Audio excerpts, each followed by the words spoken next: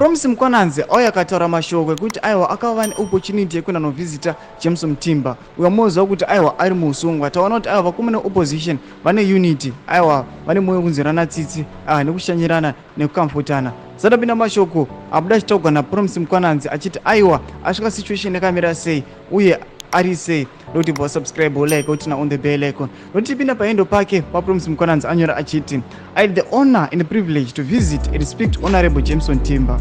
He is in great spirits and raring to go. Honorable Timba is a solid statesman, astute administrator, and capable negotiator and advisor. He is also a mentor and a teacher to many young and upcoming leaders due to his vast experience in business, politics, and civic leadership. Above all, Honorable Timba is a peace-loving Zimbabwean whose only crime is trying to contribute positively to a prosperous and multi-party democracy in Zimbabwe.